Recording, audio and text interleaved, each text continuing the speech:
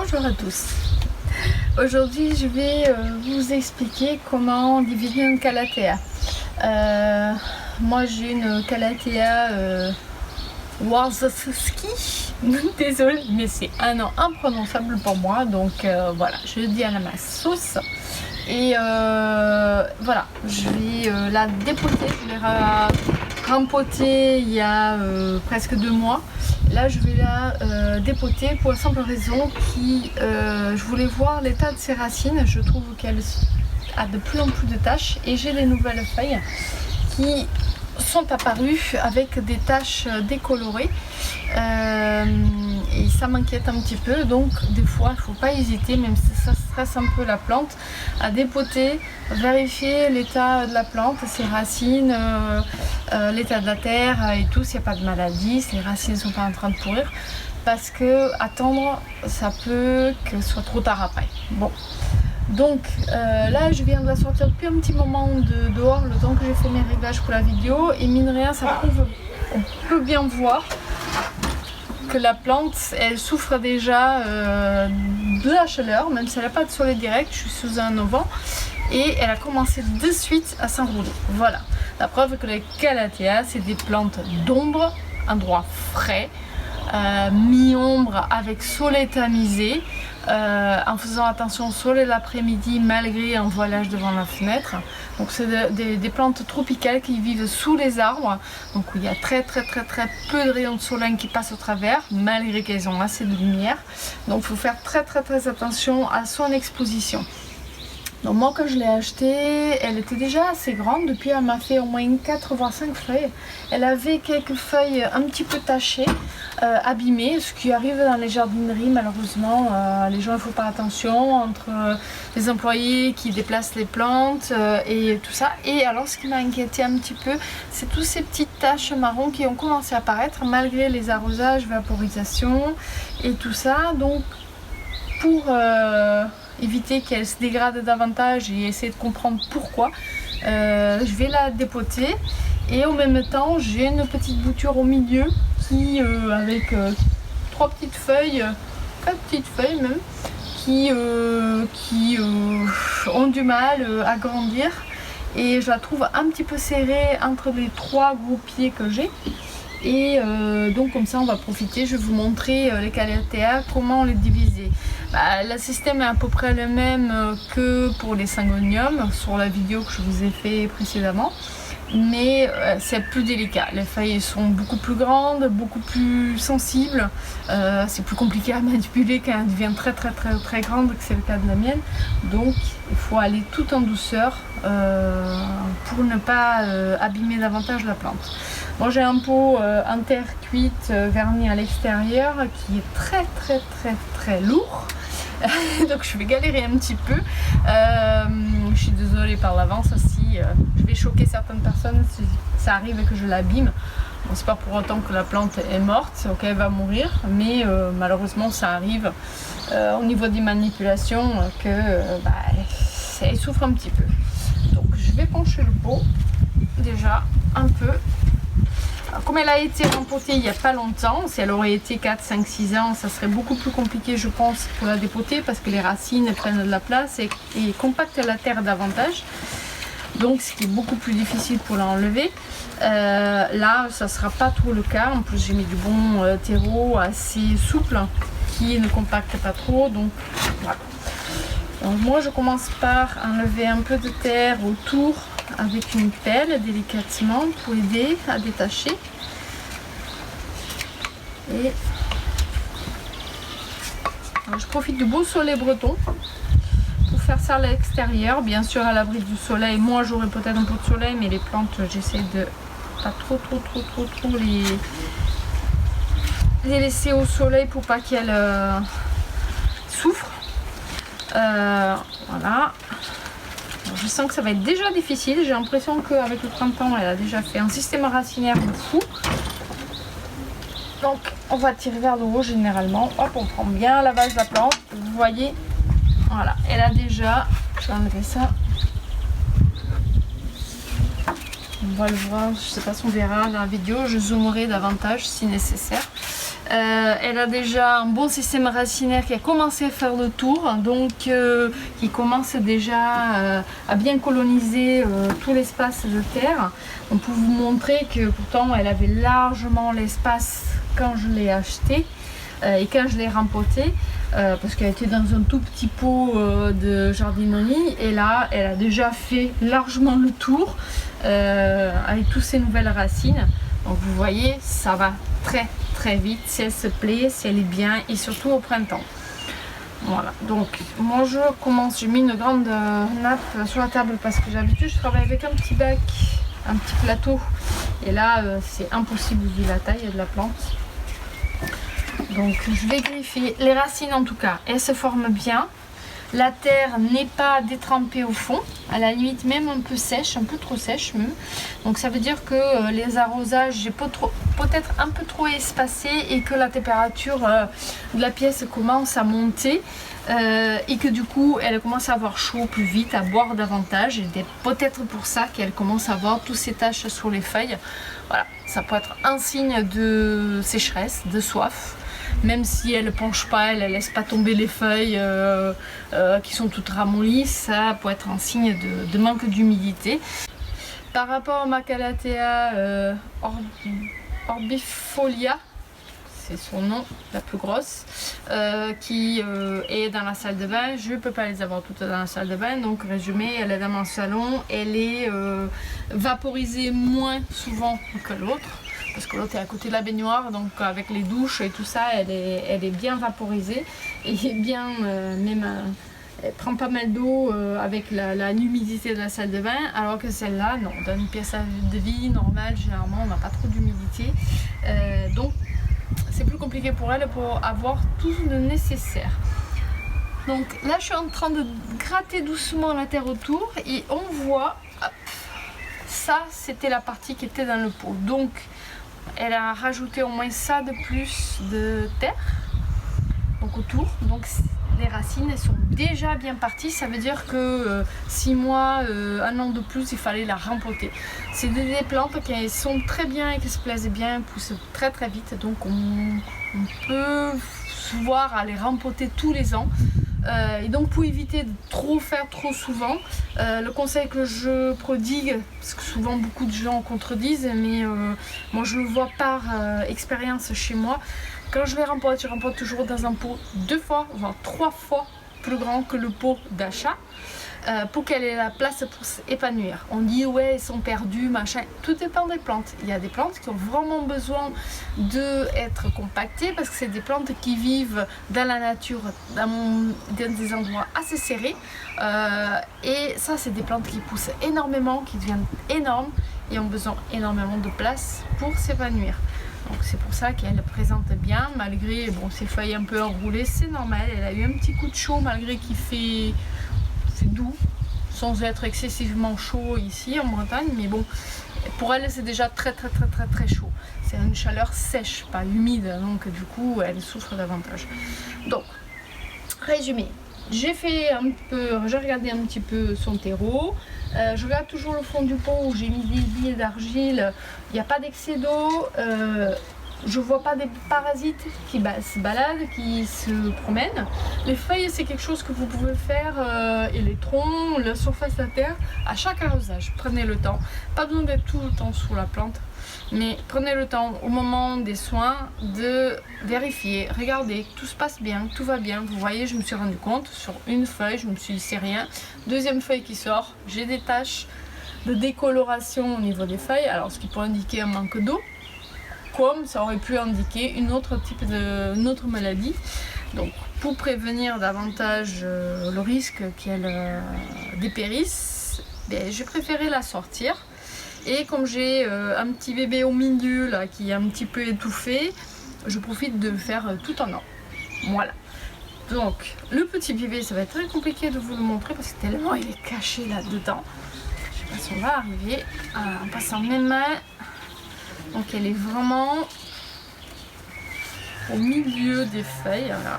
Voilà, c'est un tout petit tronc qui est là au milieu. Donc ce qui va être très compliqué pour arriver à accéder. Alors on peut essayer de tirer un peu dessus, tester, voir s'il se détache bien, s'il n'est pas trop collé au pied mère. Voilà, en enlevant, moi j'ai toujours des petites baguettes en bambou, baguettes chinoises, pour aller fouiner un petit peu, parce que c'est des outils très petits, très délicats, qui sont utilisés d'ailleurs pour les spécialistes des bonsaïs, pour tout ça. Et du coup ça évite que vous abîmez les plantes, les racines, voilà, sans trop forcer. Donc il y a un sacré système racinaire au milieu. Il va falloir que je essaie de gratter un max. De toute façon, si je sens que c'est pas possible, je pourrais pas le faire sans trop la blesser. On va éviter. Pardon. Une guêpe, c'est ça d'être à l'extérieur. La nature reprend ses droits. Et revient voir ce qui se passe. Donc voilà, si je tire trop dessus, elle va casser, ça c'est sûr. Donc on va essayer de fouiner un peu plus loin, parce que c'est vraiment très compact. Elle était très compactée dans son pot. C'est pour ça que je prodigue toujours, vous achetez vos plantes, il faut que dans les 15 jours, grand maximum 1 mois, pour la rempoter. Pas forcément qu'elle ait les racines serrées, hein, ça veut rien dire. Le souci souvent, c'est qu'il y a des plantes qui sont mises dans des pots de culture pour les faire grandir dans les serres, avec du substrat adapté pour une croissance rapide, avec beaucoup d'engrais, quelque chose qui n'est pas nourrissant. C'est pas vraiment du terreau, c'est des steignes, de fibres de coco, des choses très légères,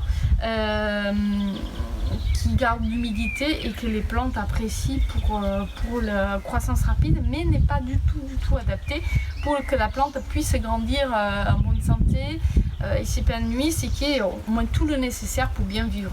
Donc je conseille, même si les racines ne font pas le tour du pot, de la rempoter au plus vite possible avec un bon terreau qui soit bien adapté pour elle, qui apportera tous les nutriments nécessaires et la place et tout ce qu'il faut. Donc je vais vous en parler un petit peu. Donc Calathea, celle-là je connais un peu moins, mais la base est un peu pareil pour toutes les Calathea. Donc généralement elles apprécient un sol acide parce que les sous-bois des forêts sont jonchés de feuilles, de restes de branches, des animaux morts et tout ça. Donc la terre est beaucoup plus acide,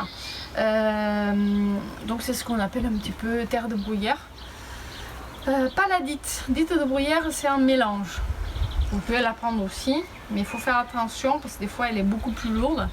Donc la terre de bruyère, vous pouvez en prendre. Maintenant on en commence à avoir dans les jardineries avec un sachet plus petit. Vous pouvez en prendre et mélanger avec un peu du terreau normal. Si vous n'avez pas ça sous la main ou que financièrement vous ne pouvez pas vous permettre d'en avoir 50 types de terreaux différents, prenez du terreau de rempotage normal qui soit de préférence assez aérien.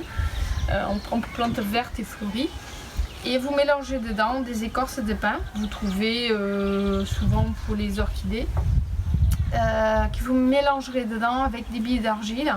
Ce qui permet d'avoir un terreau qui est assez acide, qui apportera le nécessaire pour ce type de plante. Donc, niveau placement, comme je disais, il faut dans des emplacements clairs, sans lumière directe, un soleil direct surtout, mi-ombre, ça passe très bien aussi. Plus la feuille est verte, bien sûr, moins elle a besoin de lumière, donc ce qui est très bien. Et il y en a un endroit pas très chaud, à moins que vous pouvez apporter un taux d'hydrométrie, d'humidité de l'air de au moins 60-70%, chose qui est presque impossible. L'idéal, c'est pas vraiment de trop arroser, parce que le risque c'est que vous risquez de pourrir les racines, que le terreau moisisse et attirer beaucoup de maladies.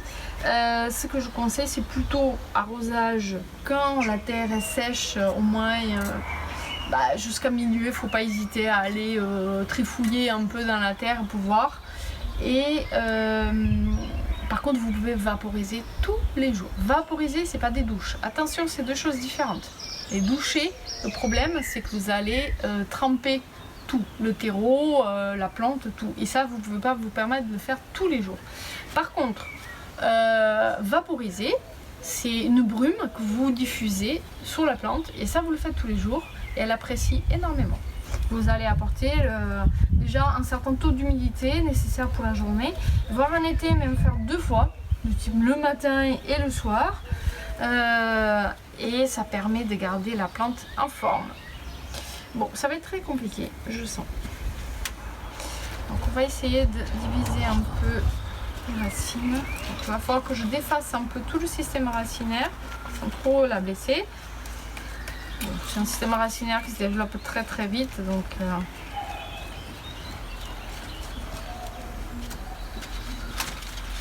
faut savoir que souvent quand vous avez un très très gros système racinaire, faut pas hésiter, bon là c'est pas le cas, mais hésiter au lieu de passer un pot beaucoup plus grand, de tailler plutôt les racines et garder un système racinaire plus court qui se redéveloppera aussi vite. Et ça vous évite de changer sur des pots très gros par la suite. Je regardais en bas parce que j'ai mes pieds au soleil et je suis en train d'attraper un sacré coup de soleil. Et oui, en Bretagne on attrape des coups de soleil aussi. Surtout à cette heure-ci, il doit être aux alentours de 15 h. Le soleil est très haut et très violent. Vous voyez, ça commence à apparaître tout le système racinaire qui était dans son pot d'achat. Je vais vous montrer à peu près son pot. Vous voyez, d'ailleurs c'est le sien, Calathea. Donc, vous voyez, c'est un pot qui n'est pas énorme. Donc elle était déjà très serrée dedans. Et on voit très bien que les racines, hop, tout est parti d'un coup, dans tous les sens. Parce qu'elle avait besoin de ça. C'est pareil, hein, en saison... printemps, été, même un peu à l'automne parfois. Il ne faut pas hésiter à faire des apports entre à chaque arrosage, des apports d'engrais. Parce qu'il faut savoir la terre dans les pots, bien sûr, va s'épuiser. Et au bout d'un moment, la plante n'aura plus son nécessaire et ce qui peut s'affaiblir et du coup être sujette à des maladies et être sensible à tout, quoi. Donc il ne faut pas hésiter à l'apporter de l'engrais pour plantes vertes. Faites attention aux doses parce que ça peut très vite brûler les racines. Donc, hop. Et donc vous l'apportez, c'est un peu comme pour nous, hein, quand on n'est pas en forme, il faut apporter des vitamines. Allez, moi je dis, si vous la rempotez en janvier ou en décembre, par exemple, parce que vous n'avez pas le choix de le faire au printemps, vous pouvez commencer à ajouter de l'engrais au bout de 6 mois, quoi.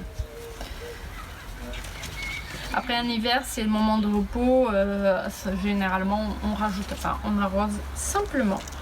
Bon, je vais faire quelque chose que j'aime pas trop faire, mais il faut pas hésiter vu que son système racinaire il est immense déjà, il est bien fourni.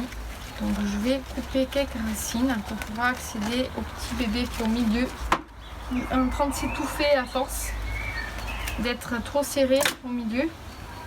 C'est dommage de perdre une petite plante bêtement parce qu'elle est trop serrée. Donc pensez toujours désinfecter vos outils entre, parce que s'il suffit qu'une plante vous rendez compte qu'elle était malade, vous pouvez transmettre toutes les maladies aux suivantes, vous allez vous en occuper. Donc il faut faire régulièrement. L'idéal c'est une fois que vous avez fini, vous rincez, vous désinfectez à l'alcool et vous rangez proprement. Donc là on commence à y arriver, on va voir. Moi je commence à arriver déjà au milieu. J'ai coupé quelques racines, mais comme vous voyez tout ce qu'elle a refait depuis, elle va pas trop souffrir franchement. En plus on est au printemps encore, donc elle refait encore son système racinaire jusqu'à l'été voire l'automne.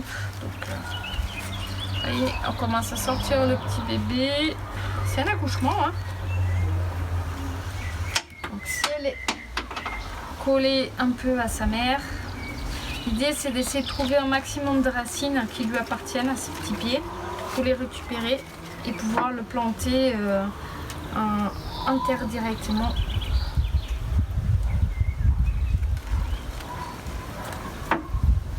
Je vais mon petit bâton, mais j'ai l'impression qu'il est sous la terre. Je l'ai perdu. Ouais. Ah, il est là.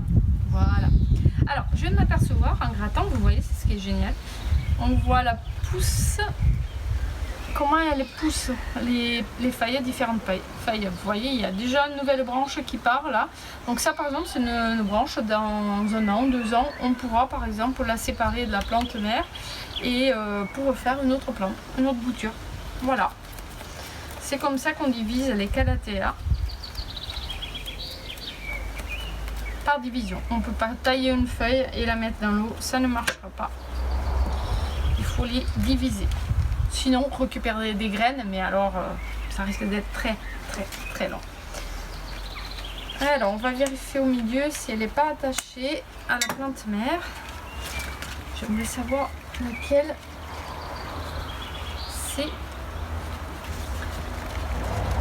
C'est des choses qui peuvent durer longtemps, ça se fait pas des fois dans un clin d'œil parce que c'est long, on va trifouiller. Donc là j'ai entendu un claquement, donc je l'ai séparé de sa base déjà, hop, vous voyez, et elle commence à venir doucement et j'ai l'impression d'avoir pas mal de racines. On va essayer de tirer un peu, hop, voilà, l'accouchement est fait, le bébé est né, vous voyez, on a quand même pas mal de racines, donc il va falloir la soigner. Surveiller que le petit bout qui est attaché à sa maman ne pourrit pas, mais généralement je vais la poser là, hop, mademoiselle, voilà, elle était à peine attachée, on le voit à peine l'endroit où elle était attachée, et voilà, et vous voyez là il y a des petites taches dessus, c'est des cassures parce qu'elle a été compressée entre les grandes et résultat ça l'a abîmé les feuilles, les frottements et tout ça, donc elle a souffert un petit peu, mais elle est en très bon état, il n'y a pas d'autres trucs abîmés. Bon, c'est normal qu'elles sont enroulées, hein. Elle a chaud, il y a trop de lumière, donc elle souffre un petit peu. On va la rempoter rapidement, donc, je vais la mettre, j'ai plus grand chose en pot à force, je vais vous avouer, je suis toujours là, hein. Je suis plus dans le champ de la caméra, mais je suis toujours là. Donc un petit peu comme ça, c'est pas mal, elle va pouvoir s'épanouir sans être trop étouffée. Donc je vais mettre 10 billes au fond. Regardez, ça prend le taux d'humidité. Et on peut reprendre le même terreau qu'il y avait dans le pot, on rajoutera après. Je vais tasser un peu. On va caler les racines délicatement, on va laisser faire attention, vous voyez bien la partie qui était sous terre. Et celle qui était à l'extérieur, donc il faut éviter de dépasser cette partie là. Je sais pas si on voit bien. Petite pelle, plus pratique. Voilà, vous rajoutez la terre comme ça et après hop, vous faites travailler la terre, descendre entre les racines et on tasse. Qu'elle sente bien, parce que vu qu'elle était bien compressée entre toutes les autres, on ne va pas la trop chambouler, donc on va mettre un petit peu dans la même situation. Voilà.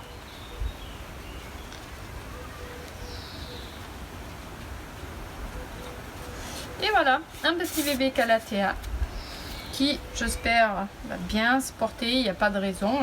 Moi, souvent, ce que je fais quand je les garde pour moi, je les maintiens à côté des grandes, parce que comme ça, je sais qu'elle a les mêmes conditions de maintenance, donc il y a toutes les raisons de bien tenir. Et maintenant, pour la grande, on va hop, la reprendre délicatement, à nouveau, et tout simplement faire l'inverse, remettre son terreau dedans. Plus grande. Donc les racines, tout le système racinaire qui est foncé, c'est tout ce qui a poussé depuis. Tout ce qui est clair, c'est l'ancienne terre. Voilà, donc pas s'inquiéter, elle va.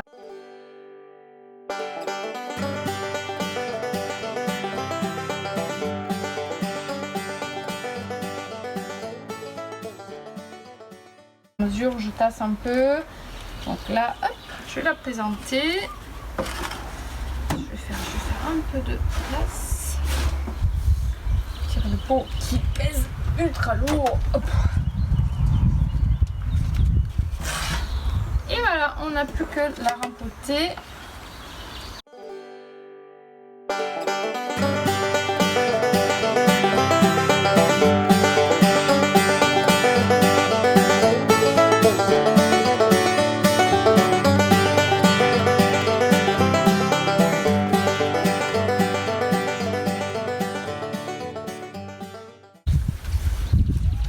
Bien sûr, vous laissez à peu près 1 cm, pas l'eau au ras pour que vous puissiez arroser correctement.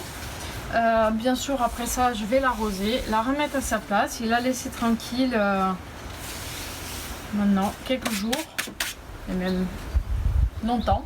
Surveiller ces taches qui apparaissent sèches, les brumiser tous les jours et vérifier que voilà, tout va par le mieux, que je l'apporte tout le nécessaire.